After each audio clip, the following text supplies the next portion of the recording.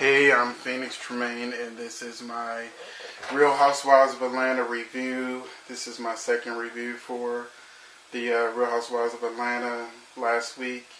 It was really exciting, and my review was almost 40 minutes. It was like 36, 37 minutes long. This week, I realized that's way too long, so I'm going to keep it short and sweet. It helps that this was a pretty average episode. Not a whole lot of excitement. So coming off last week, which was really good, I was anticipating this episode to be the bomb, but it was more of like a dud. Real Housewives of Atlanta, Season 5, Episode 7, I Do But I Won't. Just starting with the title, I assumed that this would be the week where Walter tells Kenya he doesn't want to marry her. But as it turns out, that's what's going to happen next week. This week, it started off the way it ended last week with Kenya asking Phaedra which two of her friends would she let Paulo have a pass with, and Phaedra saying, go on with that bullshit. And, Kenya just basically apologizes, says it's all in fun. Phaedra, it's, not fun saying you want to sleep with my husband. And they pretty much, nip it in the bud with Phaedra explaining that that's how rumors get started. And as you know, people be saying we're having threesomes.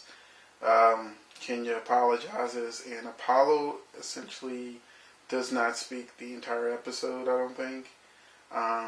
Definitely they don't do anything else with Kenya and Apollo. Building on that, it really is. Most of the show was carried by Nene. This wasn't the new normal Nene. This was the old Nene that we all, liked from way back when, the troublemaking, instigating Nene. And that's what she does the entire episode. She just, just keeps hitting the hornet's nest, Kenya. Just like poking at it, trying to get Kenya to be crazy, which isn't very hard. And she calls Kenya out, saying she doesn't think her and Walter's relationship is real. When Walter calls Kenya to go to their room away from the group, someone says, well, they're going to do the third shift, which is late night sex, and Nene's like, no. That room's been quiet since we got here. There's nothing going on in that room. Cynthia and Portia. Portia basically tries to get Cynthia on her side by telling her what Kenya did with Peter, which was essentially bending over and shaking her butt all over his private areas while Cynthia was dancing with them. But she had her back turned, so she wasn't actually looking. Cynthia says, she'll give it a pass because she didn't actually see it. She'll let it go because everybody was having fun.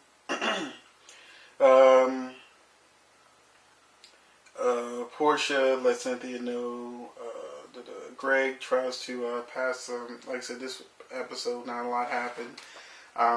Little things, just little moments here and there. Greg tries to pass some Viagra on to Peter, who says he doesn't need it. And Greg's like, I don't need the Viagra either. But why does he have it if he doesn't need it? And I'm sure Peter has his own Viagra.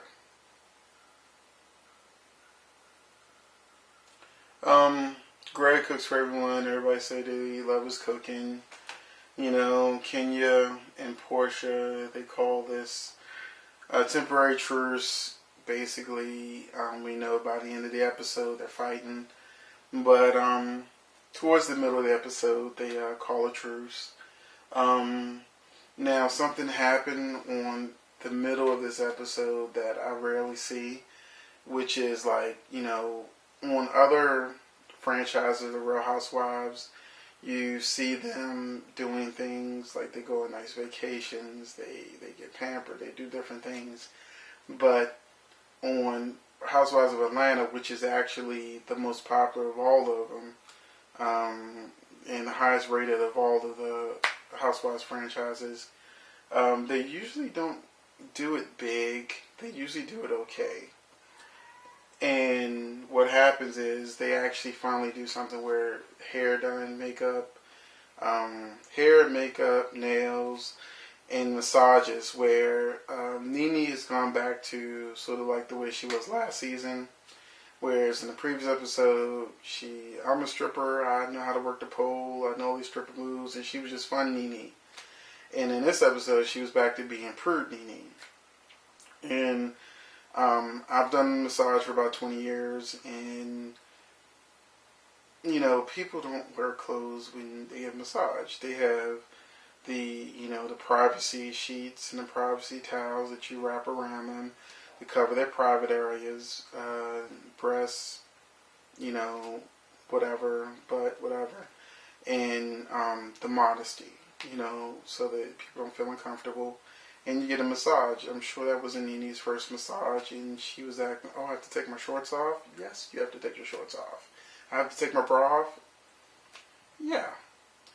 But during that massage, she does take the opportunity to, once again, get under Kenya's skin by saying she didn't believe that her Walter relationship was real. Kenya, starts to go off on Nene, pulls it back a little bit. Nene also asks if Candy and Todd were getting married, and Candy said she hoped so. But the subject made her uncomfortable. Kenya also mentioned that, she's had 6 proposals. And she doesn't have a problem getting a man to propose to her.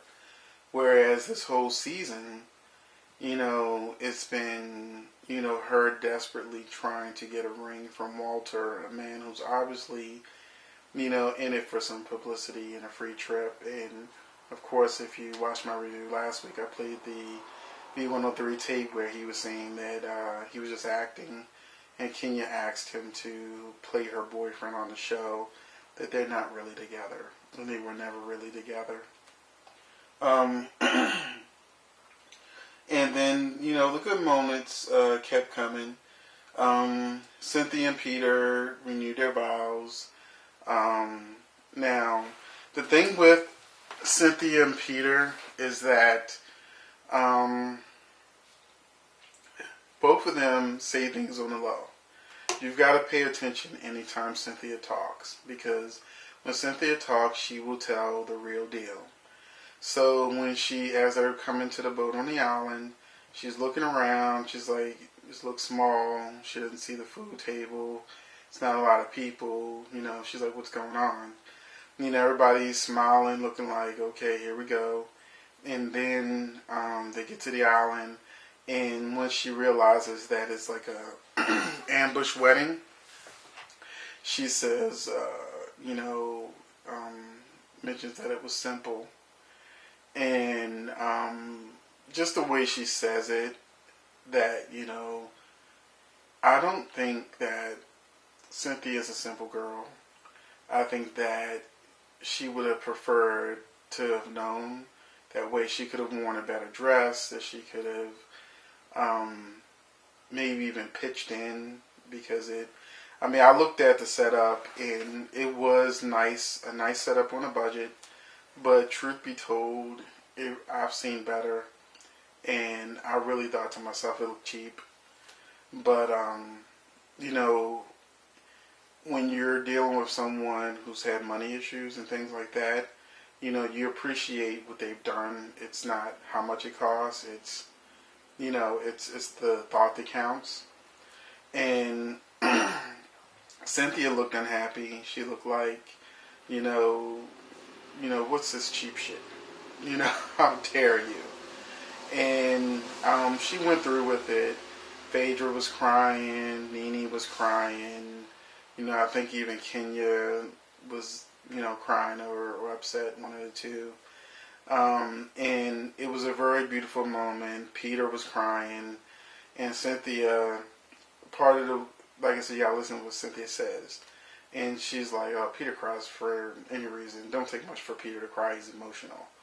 And once again, it goes to my observation that 2 episodes ago, she was saying that marriage was good, and Peter was like, no, it's not. And then last episode, and even the 2 prior, seasons, they've had money problems constantly, and she put a lot of money into investments that he's made that have failed.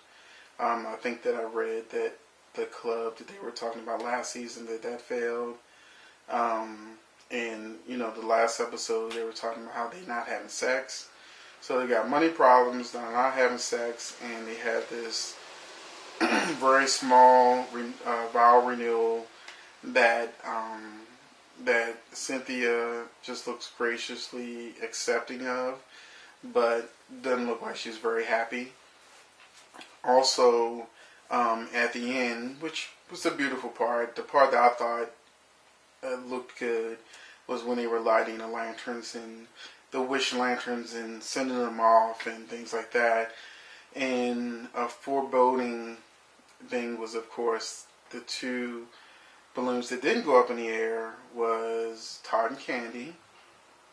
Now, I mentioned last week that Aunt Candy was saying she's superstitious. She thought it was a bad sign that her wish fountain, her wish balloon wouldn't go up in the air. And last episode, actually hearing Todd talk, me, my friends, we all sort of like gave the side eye. We all came to the conclusion that we thought that Todd might not be straight. Now, it's just based on his voice and his mannerisms, but it could just be him. I don't know him, but the radar definitely went off, and possibly that balloon didn't go up in the air because he may not be around much longer. And the same thing happened with Kenya and Walter, which we also know the relationship is fake. So if that's true, that this was a bad sign that they had the only 2 balloons that wouldn't go up, whereas everybody else who were in a relationship, that seems at least okay, went floating up in the air, really beautiful. And then these 2 crash and burn. We'll see what happens.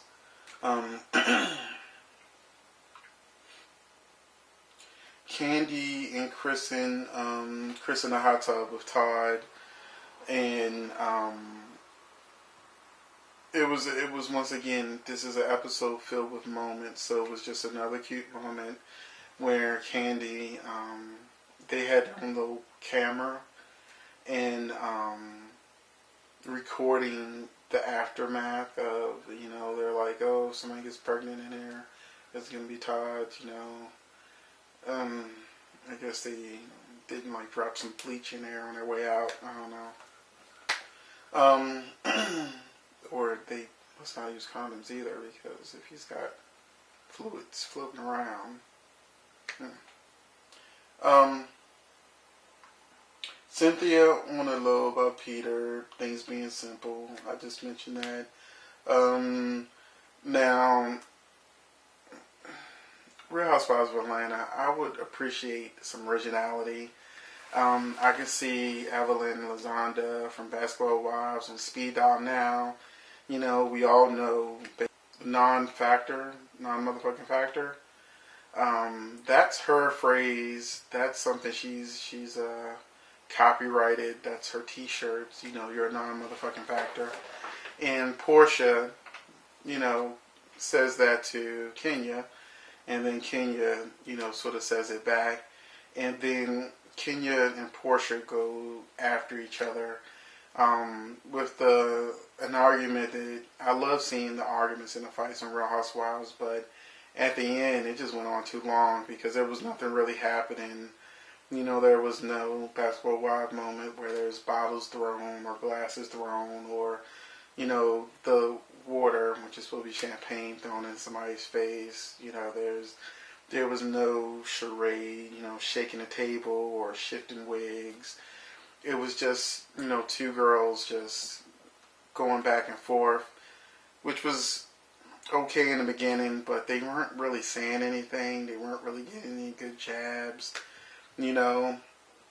And Nene, who the whole time episode was instigating, when shit finally kicks off, she's like, "Oh, this is too much. I need a drink." What? You know. And even when she's holding Kenya back, it looks fake, like they've been showing in the clips. She's holding Kenya back. What's she holding Kenya back for? Kenya trying to leave. Kenya walking away. And she's not like, her and Portia aren't even in the same area, you know, and it wasn't fun. It wasn't as fun as I thought it would be, or it was supposed to be. It was sort of anticlimactic. Um, Hopefully next week will be better. Walter looks like he tells Kenya that in front of everybody he has no intentions of marrying her, that was a lie.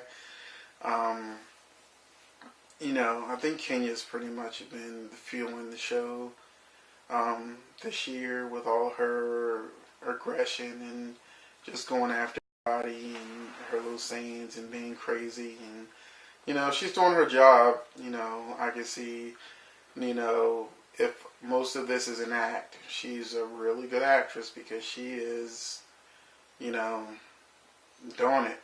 You know, and I have to say this, based on, usually I'm not on Kenya's side, because Kenya, I like a good bitch. Kenya's not a good bitch. She's an okay bitch. But in this episode, Portia, who probably was trying to make sure she has a place on the show for next season, was just going after Kenya with some randomness that, you know, her age. Okay, we get it. But she's 31. Kenya's 45. You know, she's not in her 20s. You know, I can understand she was like 21, saying to Kenya that she was, you know, 40 something. Kenya kept saying 40, but she's 45. And, you know, and that she still looks good. Well, she does. She still has a nice body. Portia did mention the butt plants and the breast implants, you know, which I read about online. I thought they were real, you know. So, but who cares? And I think she just totally went back on the crazy train at the end of the episode, because I think she gave probably the soundbite of the year, the thing that people probably remember about her the most and will be saying quite often. You know, that she's gone with the wind fabulous, and she's taking her dress and she's spinning around saying that she's gone with the wind fabulous. And I think she needs more gay friends, because she can do better than that. But it was so crazy and random that it's going to catch on. And I know what she was doing, but not quite there. It's not like, you know, you're a non-motherfucking factor. It's not one of them things that you go, oh, you know. It's one of them things you go, oh, that's crazy. But hopefully next week will be better. This week was boring. And I am going to reduce this video, make sure that it's a shorter one this time. I'm very long-winded, so there you go. I'm trying to control it so that I'm not as long-winded as usual. But sometimes long-winded can be good. But this episode did not warrant me being long-winded. Oh, check me out on Facebook, Twitter, myeyesOnTV.com. I'm going to be doing some more reviews. I'm going to start doing some randomness myself about things that are going on in my life. Just talking about different issues and just putting that out there too. A lot of things are going on with me right now. And one of the things I found a little suspect about the webcam of Candy and Todd is that I'm currently doing a show called The Stalking of Robert Dobson. and where I'm doing this hidden camera things where it's a filter that's put on that says camera, recording, and I'll throw like a small clip on, so you can see what I'm talking about.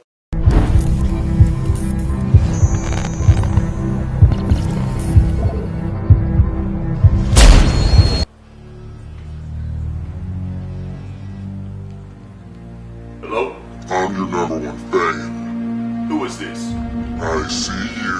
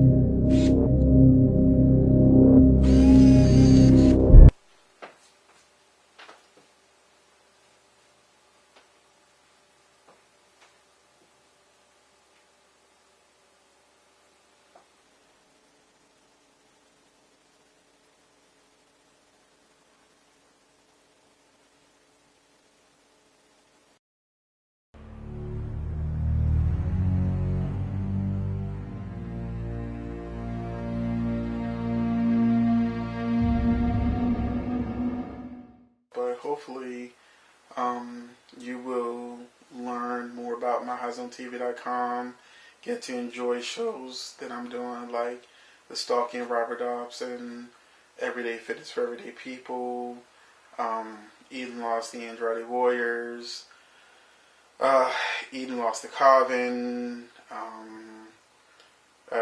Phoenix Tremayne's Thirsty, Toxic Friends, The Fatal Seven. I have a lot of shows I'm working on and producing and just doing the thing.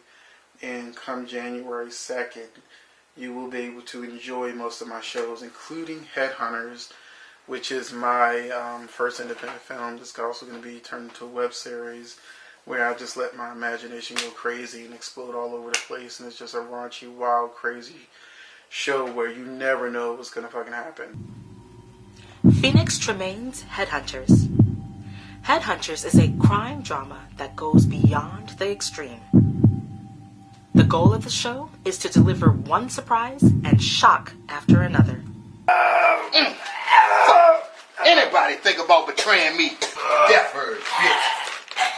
Stefford, motherfucker. Pull the motherfucking guts out. Raise that bitch up. Raise him up. This show is just raw and nasty. Alright, here's your motherfucking money. And I'ma suck your dick, and we gonna call this shit even. I got hoes out here way better than you to suck my dick.